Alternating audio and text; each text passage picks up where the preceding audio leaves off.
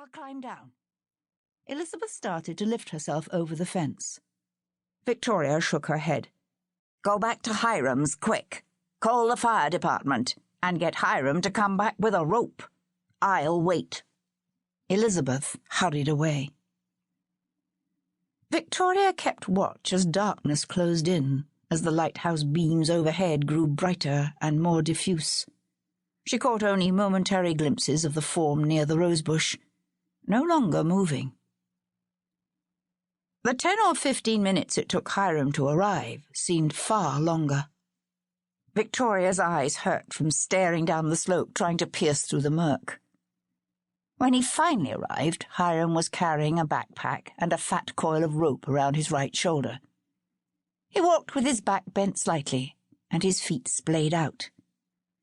He was a short, stocky man in his 50s, with a slight pot-belly and grey hair worn in a crew cut. "Thought you had to get right home," he mumbled around the pipe clenched between his teeth. "I'm glad you're here," said Victoria. "The fire truck's on the way. Nelson and his boy were at supper. His turn to drive this week." Victoria was feeling the evening chill. "I haven't seen any movement since Elizabeth left to get you, Hiram." "I'll climb down." He squatted next to her and secured an end of his rope to the fence post. "This ought to be long enough." When Elizabeth returned, she was carrying a sweater. "This was in the car, Gram. Thought you might want it." "Thank you." Victoria leaned her stick against the fence post and slipped her arms into the wool cardigan Elizabeth held for her. Hiram undid the straps of his backpack and fumbled through it until he found a flashlight. He flicked on the light and aimed the beam down the cliff. "Can't see a thing down there. It's a pea super. Seen it coming for a couple of days. How far down is he, Victoria?" "About a quarter of the way to the bottom, I would guess." She thought for a moment. "Where the cliff changes from a gentle slope and drops straight to the rocks. Right at the break is a rosebush." "I know the place you mean," said Hiram. "Bad spot." He lifted himself over the fence rail and, twisting a section of rope around his waist, started down toward the cliff face. Victoria watched him until he disappeared, hunched slightly, picking his way carefully on the slippery clay, stepping through the lush growth of poison ivy. She saw the circle of his flashlight beam fade away. Elizabeth tilted her head to one side. "I hear the fire truck." Victoria, too, heard the heavy thrum of the engine. From where she stood, she could see the fog glow as the truck's rotating red lights mimicked the lighthouse above them.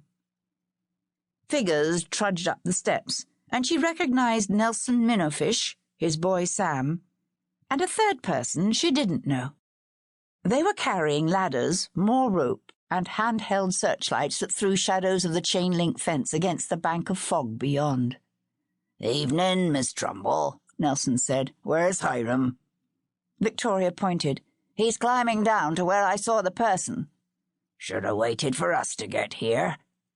Nelson aimed his searchlight. "Hiram!" he yelled down. "Can you hear? Nelson?" Hiram's muffled voice came back up the cliff.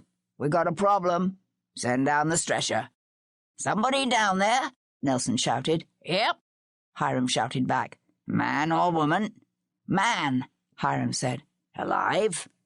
"Can't tell." The words echoed against the cliff. Everything was a blur to Victoria from then on. Radio, lights, the ambulance, EMTs, shadows of moving people, ladders lowered down the cliff, ropes, shouts. The aluminum stretcher was handed up and over the fence and set on the ground. EMTs and firefighters crowded around. Victoria stepped away. She didn't want to see the form on the stretcher.